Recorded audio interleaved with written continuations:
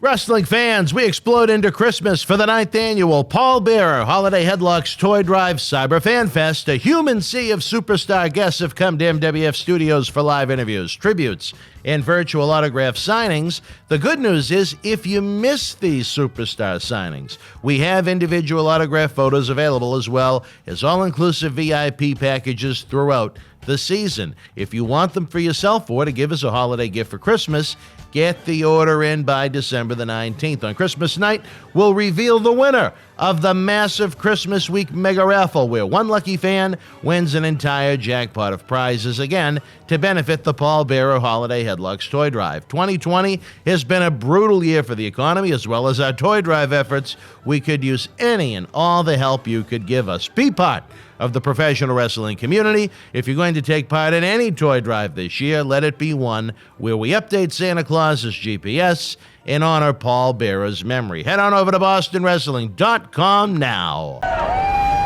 This is Mick Foley. This is Harley Race. This is Shelton Benjamin. This is Mr. Wonderful Paul Orndorff. This is the Monster Abyss. And this is Daniel Bryan. This is JBL, and you're watching the MWF. Be there live.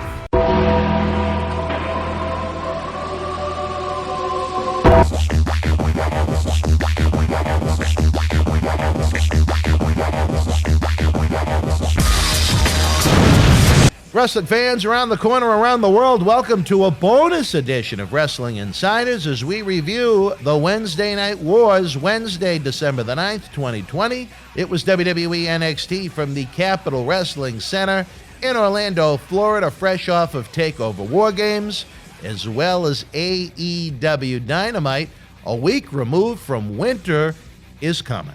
It's a big week of Wrestling Insiders in-studio shoot interviews this week, all of which are available with early ad-free access, along with hundreds of other episodes and full-length studio shoot interview DVDs, all while helping keep wrestling legends working at patreon.com/Boston Wrestling, a great way to give back to veterans and legends that have largely been out of work for 9 months now due to coronavirus. It'll cost you less than a cup of coffee at Starbucks.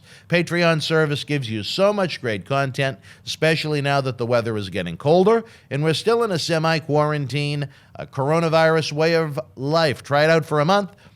It helps us, and you might just come to love it. At the top of the hour tonight, WWE Hall of Famer Mr. USA Tony Atlas defends Vince McMahon and WWE from Andrew Yang. Tomorrow night, Wednesday at 10, it's the mid-series finale of Wrestling Insiders Rush Hour with the man of the hour, my good friend Leo Rush, who's making waves in New Japan Pro Wrestling as we speak. Thursday night at 10 p.m., it's time to party with Marty, as Marty Jannetty shoots on 1990 steroid testing in the WWF, along with the Montreal Screwjob at Survivor Series 1997. Friday night, after the lights go down at the Thunderdome, John Cena Sr.'s dome lights up as Margot Ouellette's main squeeze shoots on Drew McIntyre as the top superstar in WWE, as well as potential WrestleMania main events. Along with these Wrestling Insider talk shows, look for special tributes to Paul Bearer and Pat Patterson throughout December. It's also a big week for the 9th annual Paul Bearer Holiday Headlocks Toy Drive Cyber Fan Fest, as we have not one, not two, but three big live virtual signings for you to look forward to. Friday night at 8 p.m., the massive Warlord joins us for the first time. Saturday night at 8 p.m., it's Native American Tatanka live in studio. Then Sunday night, it's one I'm really looking forward to in the new Impact Wrestling World Champion Rich Swann joining us live in studio for the first time in 8 years. Individual autograph tickets and VIP packages are on sale now at BostonWrestling.com. Let's join together as a wrestling community to help update Santa Claus's GPS and honor the memory of the late, great Paul Bearer. As we prepare to run down the results, news, and views, we again want to thank you for helping us set record numbers in September and October. November was a great month too, but the numbers were down a little bit. Down a little bit. You know, we need to give them a little Viagra. We need to get them up. To keep doing what we do best, we need your help to end 2020 with a bang here in the month of December. The amount of work it takes behind the scenes would blow you away to see what it takes to put the on-air content we give you several days a week a reality. We thank you. We thank you. We thank you so much for making this year overall such a great year, but we want to keep growing. We want to get more veterans and legends involved in the studio and producing content with them to tell their stories. Help use this platform as a way for them to earn an income. There are 3 simple ways you can help without it costing you a nickel. Number 1, share. Share links to our videos on your social media. Text them, email them. Stay 6 feet away from someone and yell it out the window. Strangers in the streets, let them know if they look like they're a professional wrestling fan about all the great stuff we have going on. I continue to be a humble man. I know there are millions of wrestling fans that have no idea we exist, but I believe that once they find us, they will absolutely love us. Wouldn't it be something if we had original talk shows like we do with Leo, Tony, Marty, and John Cena Sr. 7 nights a week? Think of the difference it would make in those wrestlers' lives, too, having that extra income during the worst of times with no live events and almost no personal appearances to be had. Imagine if we can continue to grow it even more, and we could have 2 superstars on having individual talk shows every night. The possibilities are endless with the more wrestling fans we have involved. It's all about you guys. The formula is simple. Without pro wrestling fans, shows like this don't exist. The professional wrestling industry doesn't exist. So again, I don't have a hat on, but I tip my cap to you. Number 2, simply hit the thumbs up button. The more people showing love to this in each of our videos, the more love YouTube shows us in suggesting videos to other fans. It's very simple. Number 3, if you haven't done so already, please subscribe to the YouTube channel. Again, it's absolutely free. It provides you updates on all the new videos and access to well over 2,000 videos in the archives. As usual, we're interested in your thoughts on last night's wrestling extravaganza. Hoping the whole gang is here with us tonight. We're talking about Slick Rick B up in his new home in Maine, Tania, whatever your true name may be, Maria Davis, the Pittsburgh Steelers' favorite girl. We're talking about our new friend Vaughn, Trigger Trey, Ken, all of the great Kevins, Big Ant from Thunder Valley, which may be my favorite name, Will Cortez, my longtime friend Brian Duffy, who joins us now on a regular basis, even Larson, who goes MIA from time to time, and all of the great regulars we enjoy hanging out with us. If you're not a regular, become one. You know, we're an interesting group of wrestling friends, a wrestling community. Sometimes there is a little bit of arguing, but that can make it even more fun sometimes. Whether you're watching the live premiere with us or in the archives, share your thoughts on the wrestling shows using a 1 to 10 scale, 1 being the worst, 10 being the best. Usually with Raw, we get a lot of low numbers. AEW, somewhere in the middle. NXT, somewhere in the middle. And SmackDown usually does all right for itself. But we want your input. Christmas is coming, so please head on over to the eBay store. The link is too long for me to say, so you can find it in the description box below, as well as simply heading on over to bostonwrestling.com and hitting the store button. We have an awesome collection of rare autographed wrestling memorabilia for sale that includes video shout-out thank yous from WWE Hall of Famer Mr. USA Tony Atlas on Wrestling Insiders is our thanks for helping keep the shows going. Don't forget that Tony Atlas himself is available for commissioned artwork, prints, personal phone calls, cameo-style videos, autographs, and more. Finally, our WWE T-shirt bundle fundraiser continues at bostonwrestling.com/shirts.html. If that link is too much for you to remember, again, that's also in the description box below. For the regular price of a T-shirt on WWE Shop, you get not only the T-shirt itself, but you get a WWE cup, you get a mystery autograph photo, as well, again, as that on-air shout-out from Tony Atlas thanking you personally, my name.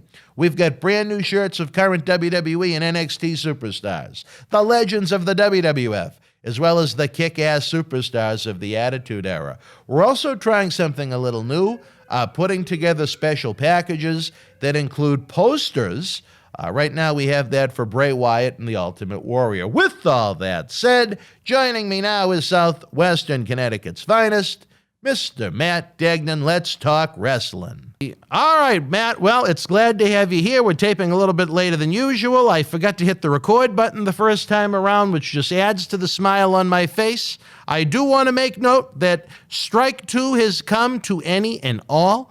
All of our Wrestling Insider episodes, whether they be talk shows, whether they be podcast style like this, will be places of fun, wrestling conversation, and mutual respect. I had a long conversation with one of our great fans today, and that seems to be the solution. Anyone that talks out of line, anyone that is disrespectful or makes someone not want to come check out the shows anymore, 30-day suspension. This is almost like professional wrestling now. And I don't want to do that. It's the holiday season. I want everybody to come in and have fun. I don't want to single out anybody. I don't want to name any names, but no one is going to be made to feel uncomfortable on any of our Wrestling Insider shows. And as Stone Cold says, that's the bottom line.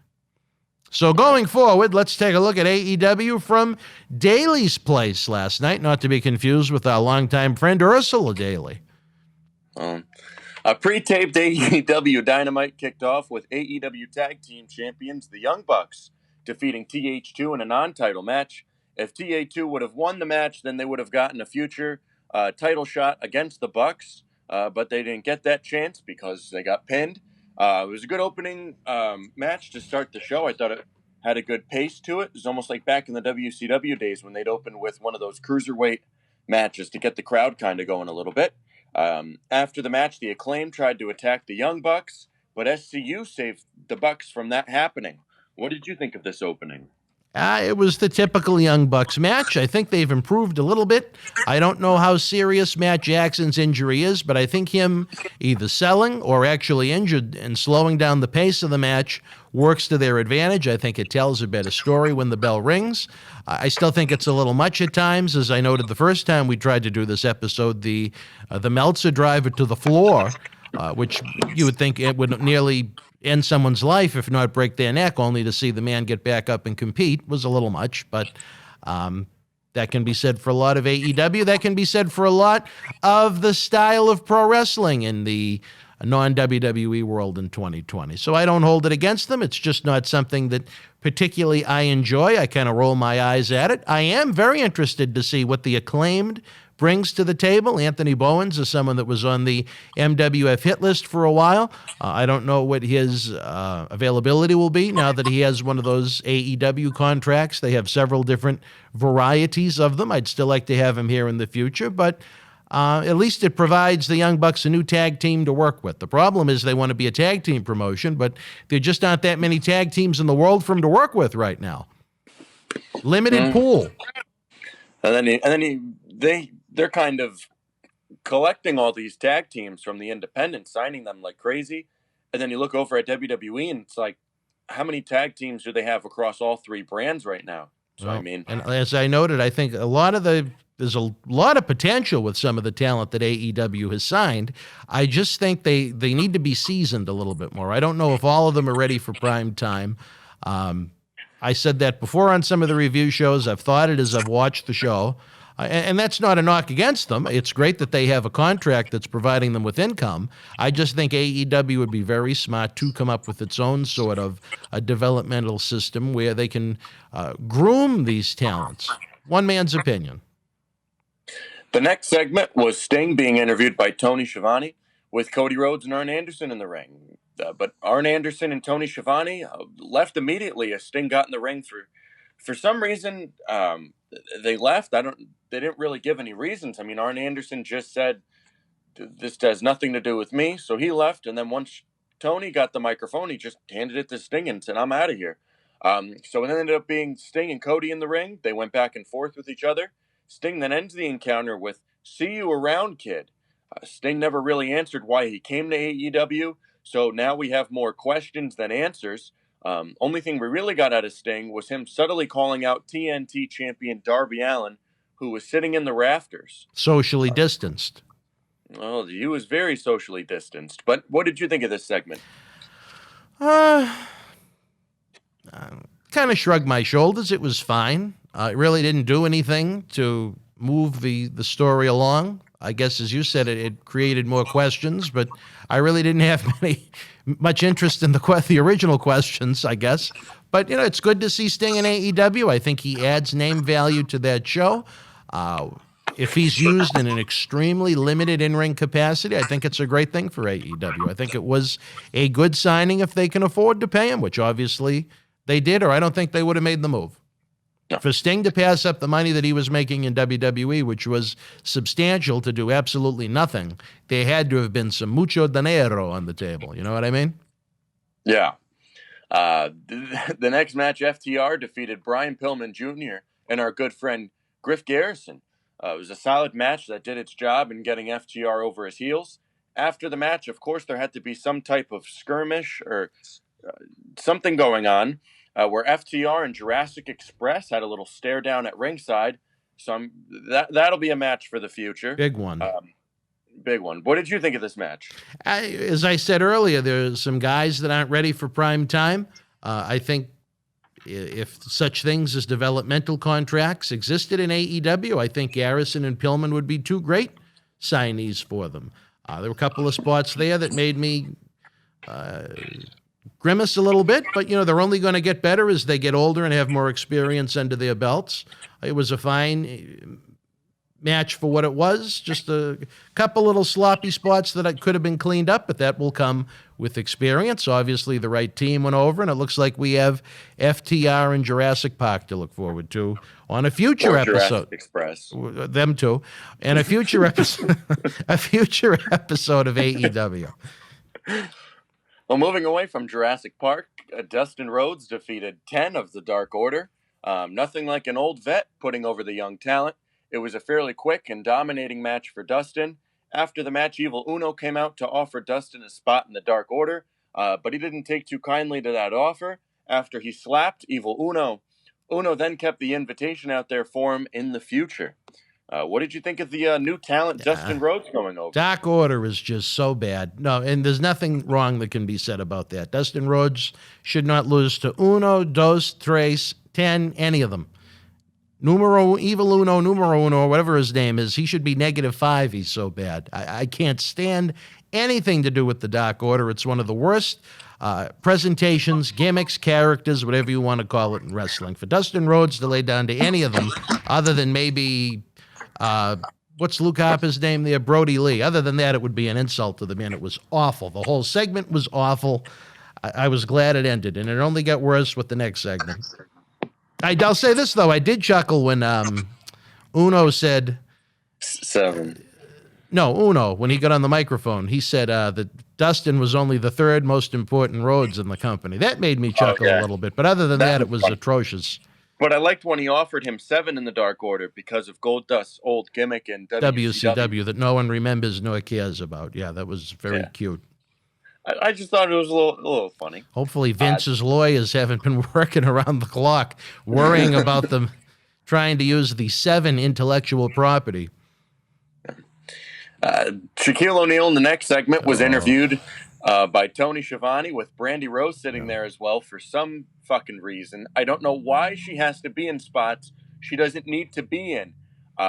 He says he has no issue with the Rhodes family, but he is looking forward to Brandy Rhodes versus Jade Cargill or Cardgill, whatever it is. Whoever she is, yeah. Yeah, that one. Shaq then has a drink thrown on him after being rude to Brandy after he said she could learn a thing or two from Jade. And then she stormed off the set. It was a fairly short segment. Figured they'd go a little longer with it, but with Brandy being there, I wanted it short as possible. So once I saw Shaq, I was excited because me and him, we share a birthday, and he's my favorite NBA player of all time.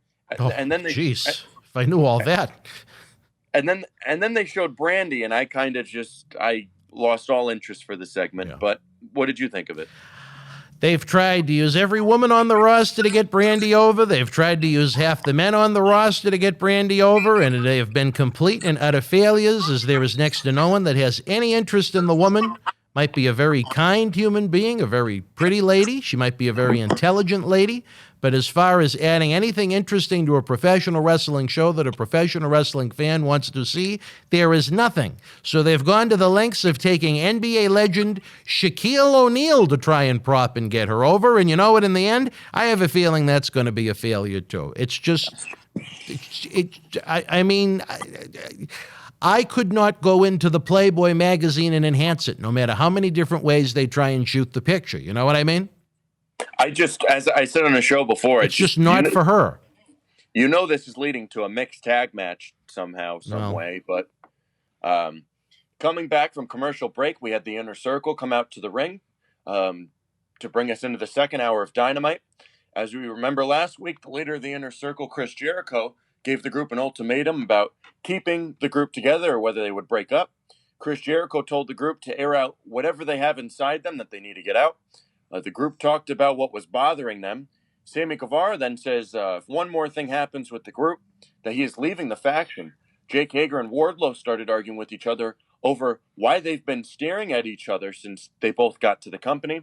All of the issues that the Inner Circle seem to have been smoothed over for now.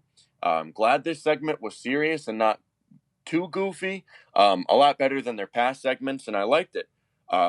As we've noted in the past shows, Chris Jericho and MJF have kind of had these goofy segments with each other along with the Inner Circle. But this one seemed to be more serious and kind of to the point, not, too much chicanery involved. So I liked it more than the past ones they've done. What did you think of it? My one question is, the delivery was fine, but why would anyone at this point care if the Inner Circle has problems? They've been together in this grouping for about 3 weeks. Why would anyone care? There is no patience or pacing with this show a lot of the times, and it drives me nuts. If this angle was to take place next November or December, after they'd been together for a year or so as a unit, okay, then you have something that's interesting.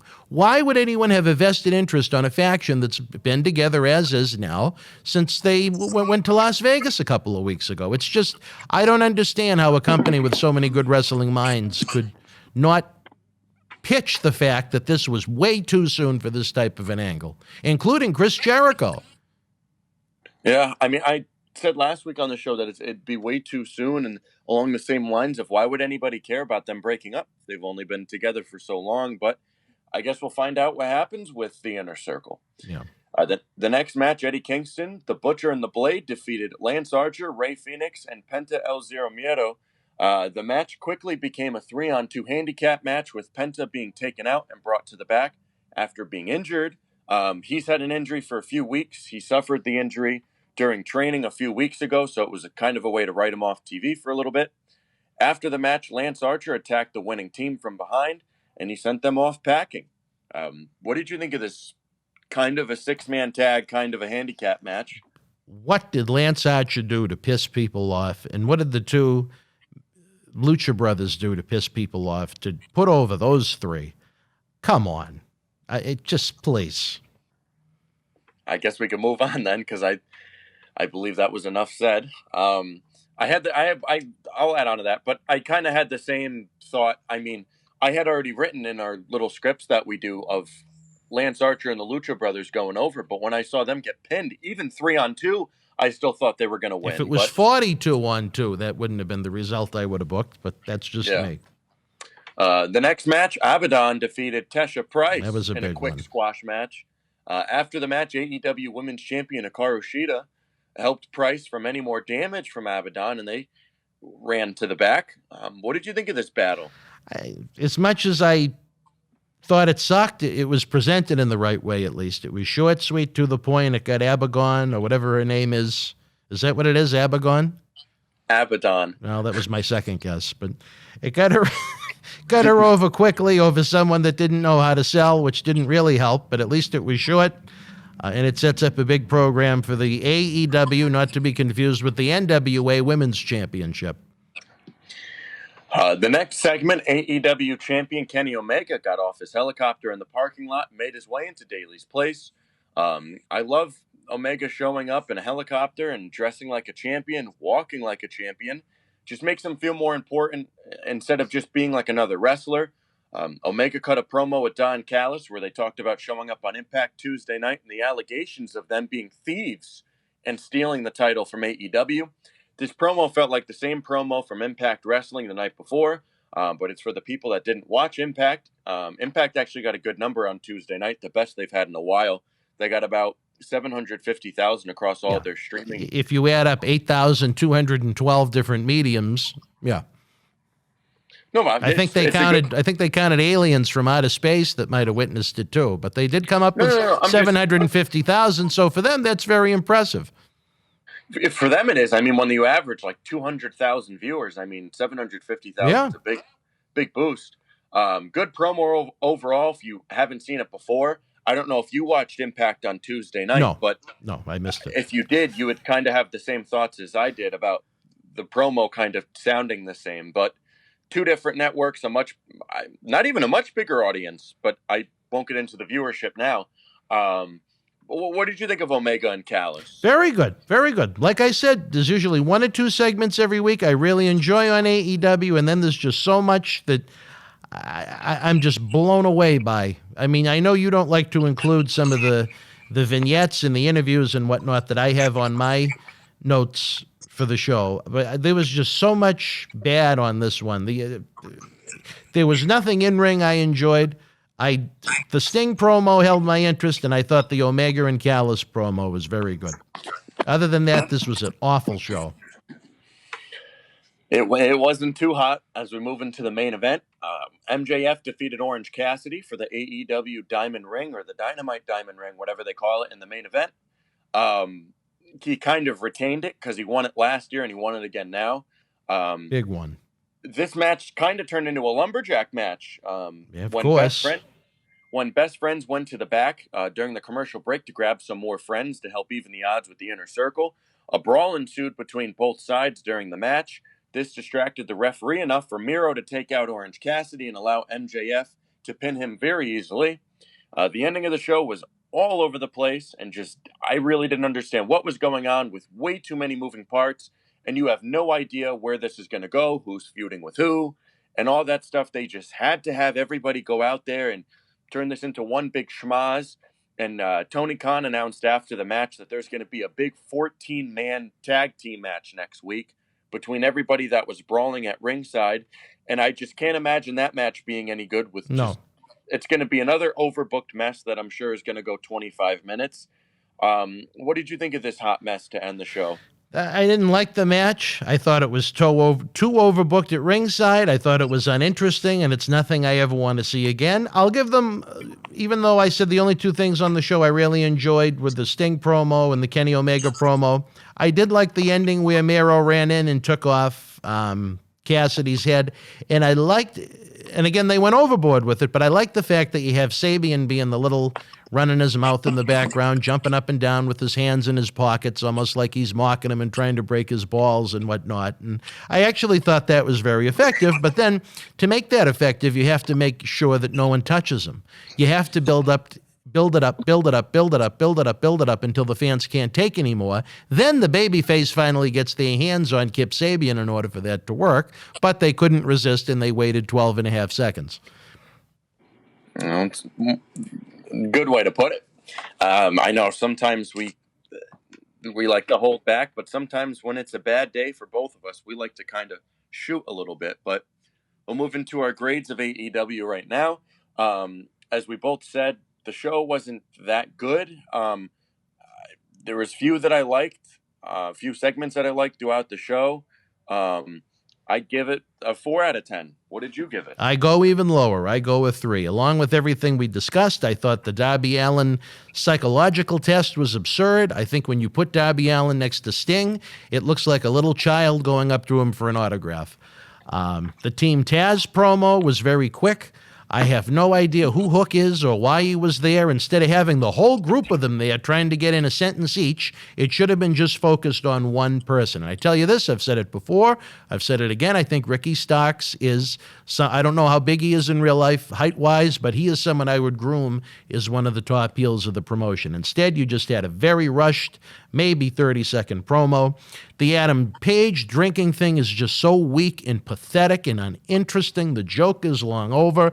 The joke is on them because Adam Page is a world-class athlete. They should be worried about building into drawing and making money for them and growing their fan base, not what kind of alcohol they can put in his glass. And to have him associated with those losers from the Dark Order trying to do more bad comedy,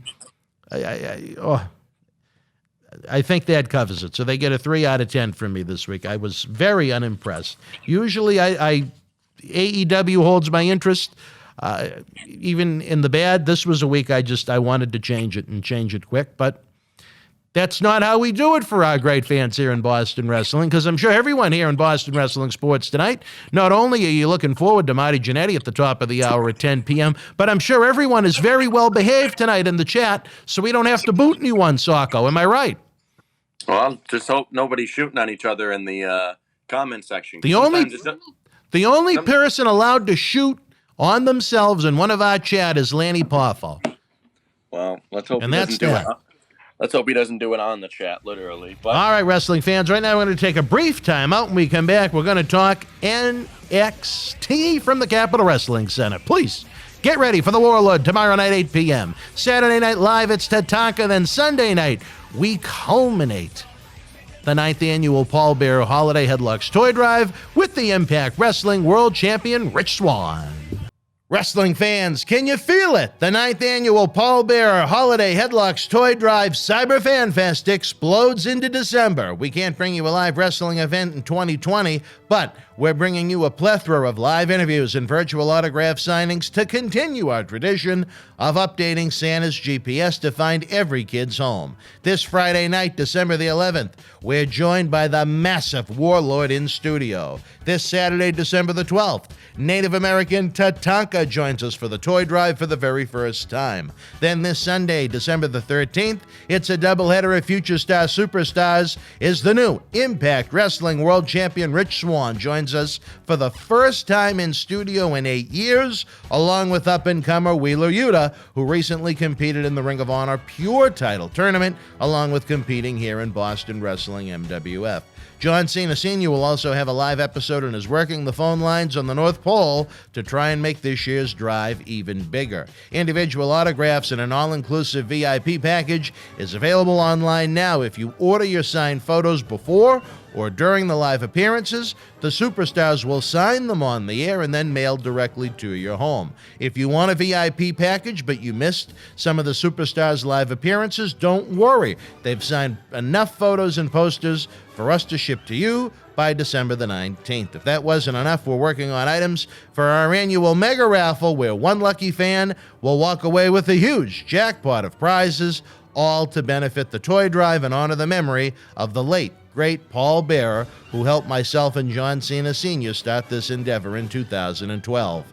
Head on over to BostonWrestling.com to get your orders in now. Let's create smiles in 2020. Well, as I rushed to the commercial break and tried to get in cheap plugs and threaten our fans, was there any news and notes from AEW, Socko?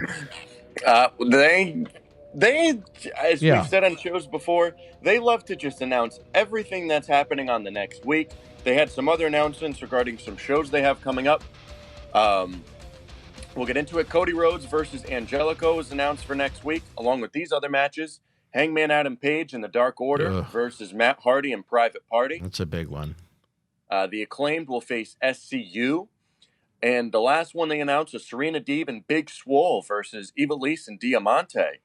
They also announced AEW will have a show on December 23rd after the Celtics and Bucks game. It'll be called Holiday Bash. They also announced another series of shows. As opposed to Holiday Trash. All right, that's a good thing to know. They announced two other shows called, it was a New Year's Smash on December 30th and January 6th. On January 6th, we'll have a host, and it'll be Snoop Dogg. Very interesting. That'll be wonder fun. What Uncle Vince thinks of Snoop Dogg, WWE Hall of Famer and cousin of Sasha Banks, heading on over to the competition. Interesting. And maybe Sasha will get put through some tables the next couple weeks. We'll see.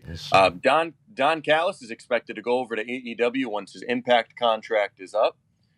Kenny Omega's appearance on Impact is expected to be a one-off, and the Good Brothers are expected to do a match in AEW as kind of a trade-off. So it'll be Well, I interesting think to see. that's a really good idea. So I could see them facing the Young Bucks. Then Luke Gallows against one of the two of them is a real believable presentation. But I digress. I don't want to knock anybody. It's Christmas time, but I'm still angry about that fan. I'm not going to name any names, but the conversation I had with one of our great super fans today, I didn't like that. I'm still kind of grumpy. I'm trying to edit 2 weeks worth of programs for you guys to enjoy. I have been here at this studio every day other than Thanksgiving since I don't know when, just so I can try and get out to handle some business for you guys in the Sunshine State next week. And I've been going nuts. I've been here from 10 to 8, 8:30, 9 o'clock every day. And then I have to wake up to an e-conversation like that today. So the person that I had this conversation with, I hope they know that it was very appreciated and it resonated very much. And we're not going to put up with nonsense if anyone's tuning in late. We're going to have fun. We're going to talk wrestling. We're going to have memories. We're going to have legends. We're going to have autographs and toy drives. But no one is going to be made to feel uncomfortable other than me because I have to do all the work. But anyway, now it's time for WWE NXT. All right, we'll move into NXT now. As NXT kicked off with NXT champion Finn Balor cutting a promo and giving an open challenge to anyone in the back. He was then answered by none other than Pete Dunne. Pete says they have a lot in common from being from across the pond, and then he puts Finn on notice that he is coming for his title. Dunne and Balor are then interrupted by Kyle O'Reilly. O'Reilly says he wants a shot at the NXT title as well. Damian Priest then comes out to put his name in the hat for a shot at the NXT championship. Balor had enough as he left the ring. As Priest, O'Reilly, and Dunne began arguing with each other, Balor then says on the stage that he will be defending his title on January 6th at New Year's Evil. Scarlett Bordeaux then joined Finn on stage to warn him of a soon returning Karrion Kross. Damian Priest then threatened Scarlett and Karrion to come to him like a man, and he got a taste of that later in the night, which we'll get to. But I thought the opening segment was kind of felt like the main roster where someone would come out and then someone else and then someone else and then someone else and then they argue, and then I'm glad it didn't lead to a tag team match later in the night like they do on the main roster, but I thought it was better in the way that they did it and kind of building up the next title contender for Finn. But what did you think of the opening segment? I thought the segment itself was effective. He had several new challenges lined up for Finn to defend the championship against once his mouth is fully recovered. I think the promo itself kind of fell apart when Finn left the ring and they were just trying to trade childish insults. I mean, I think Finn and Dunne would be outstanding. I would love to see O'Reilly and Finn again. Priest and Balor could be interesting, maybe a little bit of contrast in styles, and Karrion Kross, who they've given the mega push to. Maybe not the best promo I've ever seen, but at least it was effective in trying to get the presentation over in an effective manner. So they did well with that. After this segment, Pete Dunne was attacked by Killian Dane, and they had to be separated backstage. They would face off against each other later in the show. It was a melee. Which we will get to. Yeah. The next match, Jake Atlas defeated Isaiah Swerve Scott via roll-up. After the match, Scott didn't want to shake Atlas's hand, so it looks like we're going to be seeing a heel turn from him soon. I thought it was a solid match. What did you think? I really liked it. As a matter of fact, in my notes, I considered it the match an upset, and it also said very solid match. I like Isaiah Swerve Scott. I would have loved to have had him here in Boston Wrestling MWF. I met him, I think it was the Dallas WrestleMania week 32. That would have been, 2016? And, I liked his personality. I liked his outlook. I liked his attitude. He's not the biggest dog in the fight, but as we've seen in 2020, you don't need to have tremendous size to find great success. I know he tries to be creative in and out of the ring, so I hope for great things for him. And like I said, a solid match that I enjoyed much more than anything on the other channel. The next match, Grizzled Young Veterans defeated Imperium and Everrise in a triple threat tag team match. Yeah. I thought it was a good match. Did you? No, I thought it was a good match. I didn't think it, not great, but I thought it wasn't bad. It wasn't great. It was in the middle. So it was solid or good, however you want to state it. But I thought it was good for a middle of the show match on kind of just a random NXT. What did you think of it? Not much. It would have fit in on AEW this week, to be honest. Nothing against any of those three teams, but I just Ever Rise, I don't think is ever ready. I don't like the name Grizzled Young Veterans. I think that's kind of hokey. It almost sounds like an AEW type name. Imperium I like an awful lot, but just for whatever reason it didn't click to me, but everybody has a different opinion. They all tried hard. I'll give them credit for that. The next segment, backstage, Toni Storm was interrupted by NXT Women's Champion Io Shirai. They brawled out to the ring. It got so intense. Storm attempted to leave, but was then thrown back into the ring by Ember Moon. Shirai then hit the moonsault on Storm, and then she left. What did you think of that encounter? I was ready for it to be over, to be honest with you. But, at least it again, it might not be my cup of tea, but at least it tried to advance the important factors of the show. So I give them credit for that. It was well done for what it was. Again, I'm just particularly not wrestlers I'm interested in seeing all that much of. The next match, Tommaso Ciampa defeated Cameron Grimes. Timothy Thatcher was at ringside for the bout. After the match, Ciampa and Thatcher had a little stare down. Then Grimes got in Thatcher's face, but was put down pretty quickly. I thought it was a solid match. I really don't understand what they're trying to do with Ciampa. I just don't know where he can go from here. He's done almost everything in NXT now. I know he's kind of been a little sideways about going to the main roster. I'm not arguing for him to go up there because I know he'd get wasted up there with how things work up there and the NXT call-ups. Look at everyone thought Keith Lee was going to be champion basically by now. Not literally, but everyone thought he was going to be a top guy. Yeah. And he just wrestled on Main Event this past Monday and he beat Angel Garza. So, it just shows, everyone can have high views going to the main roster, but sometimes it gets diminished very quickly. What did you think of Ciampa and Grimes? It was all right. Nothing wrong with it. I liked Thatcher sitting at the chair, staring them down. Tommaso's always good. The Grimes character makes me kind of roll my eyes a little bit, but it was what it was. The right guy won. And again, it slowly advanced what looks like more matches between Champa and Thatcher. So moving to the next segment here, Johnny Gargano celebrated his win on Sunday when he beat Leon Ruff and Damian Priest in a triple threat match for the NXT North American title. And they also celebrated Candice's War Games win as well. He introduced himself, Candice LeRae, Indy Hartwell, and Austin Theory as The Way. I guess that's going to be their new name for their group, just The Way. Damian Priest then came out, but he was attacked from behind on stage by a returning Karrion Kross. I wasn't really entertained by this segment at all and found it rather annoying. I liked Kross coming back out later in the show, rather than just coming out right away in the opening segment to make it overkill. But he came out later in the show when Priest came back out to confront Gargano and then powerbombed him through the stage. And then he went back out to his Dodge Challenger and drove away with Scarlett. So I thought the segment sucked until Kross came in, and I was happy to see Kross back. What did you think of this whole segment? Ended better than it began. Just a complete waste of Johnny Gargano with what they're doing right now. AEW quality bad comedy skits with the Gargano family. Disappointing to waste such great talent, but it is what it is, like you said. So you can only put the same person in the same scenario so many times before it gets stale, but I don't think the fans want to see him as a heel. I don't know if they necessarily want to see him with his My Little Pony haired wife. But the ending of the segment wasn't so bad. It ended better than it began. I think you would look good with that hair. No, okay. Ian Stranovitz would, though. Pete Dunne defeated Killian Dane in a very physical and fun matchup as kind of like a co-main event. You thought it was fun? No, because the thing, how many times do we say in our shows, it doesn't look believable? Yeah. And it doesn't look like people are actually trying to hurt each other. I thought it was fun in terms of it was different. Not fun like, oh, this match is great.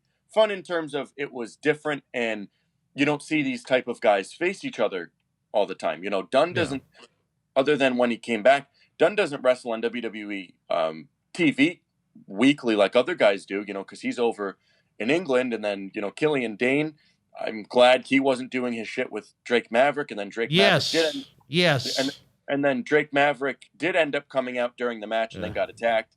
But I'm glad Killian Dane wasn't too involved with Drake Maverick. So that's why I thought it was fun, because it was different. Yeah. It was two guys who are good wrestlers that look like they want to hurt each other in a match that you don't see a lot. So that's what was physical and different. What did you think of this match? I enjoyed it. I thought it was a very solid match. That's what NXT should strive to deliver to the fans, and they'll continue to increase in the ratings. As we move into the main event here, Raquel Gonzalez defeated Ember Moon in the main event of NXT. After the match, Toni Storm came out to put a beating on Ember Moon, but not so quick, as Ember had help in Rhea Ripley. She came out to save her. Ripley and Gonzalez had a stare down before Gonzalez left the ring to close the show. It wasn't a great ending to a good show, I thought. I thought it ended kind of slow, a match that no one really cared about, an encounter that we've been seeing for weeks on NXT, and an encounter that we just saw on Sunday in that War Games match. Then they had to throw in Storm again, then they had to bring Ripley out. It just felt like just more shit that they've done over the past couple months with them, and I thought it was just an awful way to end the show. I thought there was a much better way that they could have gotten to end the show, but I guess that's just me. But I thought not really a big sour taste in my mouth to end it, but I thought the show itself was solid with an ending that I kind of just went, eh. But what did you think of the show? I thought both main events sucked this week. I would have flip-flopped the first segment and the last segment, but that's just one man's opinion. For NXT? Yeah. I would have ended it with Finn's promo, and I would have opened it with the women's match. Yeah, or rearranged it in some way, shape, or form where that didn't go on last. Yeah, I mean, but it didn't even feel like a main event either. It just felt like a middle of the show match. Yeah, that was the problem. Or as you said, an opening match. And, when you're competing with an AEW show that they promoted Omega coming and returning with a promo, you had Sting returning and finally talking for I don't know how many years on TNT or even just in general in wrestling. I know we might not be excited about it, but a lot of people like MJF and Orange Cassidy, that's another big thing that those fans on AEW like. So, I mean, they promoted some good stuff over there for wrestling fans. And what did NXT do? They really didn't promote much. I mean, the only thing they really had going for them was a Fallout show of War Games that really didn't feel like a Fallout show of what happened on Sunday. Yeah. I mean, none of it really felt like a pay-per-view happened Sunday for them. So, I mean, a show altogether, I gave a 5 out of 10. I thought it was good. I just thought the ending I thought it sucked. But I mean, if they had a better ending to the show or reconfigured the show in some way, I might have bumped it up to a 6. But I thought it was right in the middle at a 5 out of 10. Well, I guess I'm feeling holly and jolly, almost like I did with AEW. I was slightly higher than you. I gave it a 6 out of 10. Yeah, I would have given it a 6 out of 10 if that ending was better, but what are you going to do, as we like to say? We'll get into the news and notes here of NXT. Candice LeRae suffered a broken arm in the War Games match on Sunday. Wish her well. Another injury from War Games was Bobby Fish. He had surgery to put his triceps back into place. I guess not pleasant. Not pleasant. Not pleasant. Not something I want to go through. Member of the MWF alumni, Bobby Fish. We certainly send him well wishes. He competed against Chris Sabin here in Boston Wrestling. Good guy. Great guy, even though I haven't met him. They announced for next Wednesday, Leon Ruff and Kushida versus Austin Theory and Johnny Gargano. Big tag team match for next week. We'll get into the viewership now, if you want to guess the viewership. I'll guess 900 for AEW and 675 for NXT. For AEW, 995,000. Wow. Good for them. And you were very, very close with NXT with 659,000. Wow. And usually I round up or down, but I guess I just had a feeling. What else? And Impact, I think I mentioned it before, they did 750,000 across their platforms. Well, so, I mean, if you look at it, I mean, NXT got beat by Impact and AEW this week. But I look at it like this, though. If you added up every YouTube segment that WWE put out about NXT. How many million would that have added up to? No. You know what I mean? Impressive I know for that. Impact nonetheless, but let's not toot the horn too loud.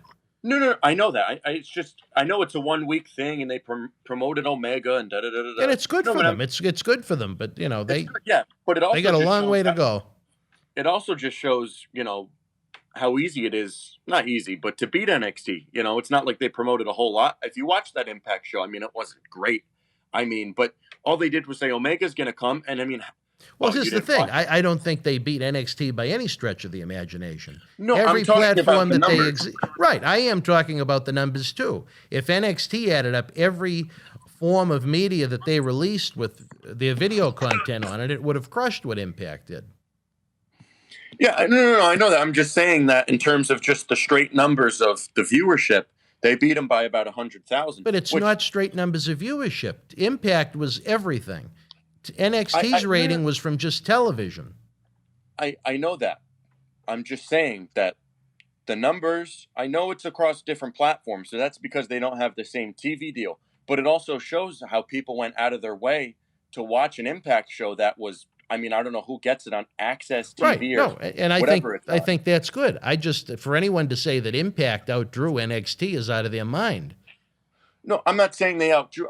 I'm not saying they destroyed them. All I'm saying is that the primary number, adding everything up, was good. But you don't know what the NXT number is with everything added up.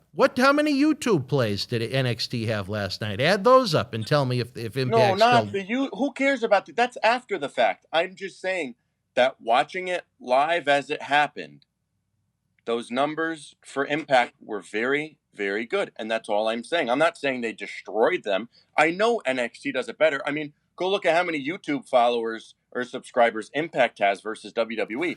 Of course, they're going to get a lot more. Because let me just clarify. Are you trying to say that more people watched Impact than NXT, or am I misunderstanding you? The number... Not overall. I mean, if you add in, obviously, the YouTube clips, of course, they're going to get more viewers. But I'm saying from 8 to 10, Impact did a good number. Did excellent for itself. But with that number that Impact released, did that not include more than just TV and Twitch? Didn't that include all of their social media platforms? Or am I wrong? No, but that's not social media views and stuff like that. Did they include YouTube or no? No, they don't include YouTube. So that 750,000 that Impact released was not including YouTube views? No, YouTube is well, separate. I'm more impressed than I was then. Okay. Yeah, because even when AEW releases the 995,000, that's a TV viewership. Right. That's not YouTube videos included. That's just viewership of the show from 8 to 10. That's not, them throwing up the main event at 11 o'clock or like throwing clips up at 10:30 after the fact, because those don't factor into that. But well, Impact is always very good about sending me their press releases that we tend to ignore most of the time. But I'm actually now I'm more interested in going back and rereading that one, because I glanced at the email that they sent me quickly, but I was just under the assumption that it was everything combined. I didn't realize it was just limited. So now I want to break that down a little bit. I have a little bit more respect for the Tuesday night. Because those Impact numbers, they kind of get a little screwy with how they do that. Because then you got the bootleg streams that some of our friends have told us about that I know. They like to do those streams. So, I mean, I don't know if those are factored into AEW and NXT as well. Then you have people who do stuff on DVR. Then you have people who live over in England who watch it on delay and all that happy stuff, and people over on the West Coast and Hawaii. So sometimes these viewerships, they get a little skewed. So whenever they put out, 700,000, usually it's more, obviously. All right. Well, I hear the music in the background, kiddo. We're running out of time if we're going to get this on by 9. Any final news, thoughts, notes, anything in between before we get ready to party with Marty at 10, baby? Those are all the news and notes. All right. For my good friend, Mr. Sacco, I'm Dan Mirade. Both of us will be in moderation mode tonight during Wrestling Insider's Party with Marty. We look forward to having great wrestling conversation in friendship across the board. For my friend Matt Degnan, I'm Dan Mirade. Hope you enjoyed this NXT AEW review. Don't forget, head on over to BostonWrestling.com. We have 3 big guests this weekend for the holiday Headlocks Toy Drive, and we'll be back with Marty at 10. See you then. Wrestling fans, can you feel it? The 9th annual Paul Bearer Holiday Headlocks Toy Drive Cyber Fan Fest explodes into December. We can't bring you a live wrestling event in 2020, but we're bringing you a plethora of live interviews and virtual autograph signings to continue our tradition of updating Santa's GPS to find every kid's home. This Friday night, December the 11th, we're joined by the massive Warlord in studio. This Saturday, December the 12th, Native American Tatanka joins us for the toy drive for the very first time. Then this Sunday, December the 13th, it's a doubleheader of Future Star Superstars, is the new Impact Wrestling World Champion Rich Swann joins us for the first time in studio in 8 years, along with up-and-comer Wheeler Yuta, who recently competed in the Ring of Honor Pure Title Tournament, along with competing here in Boston Wrestling MWF.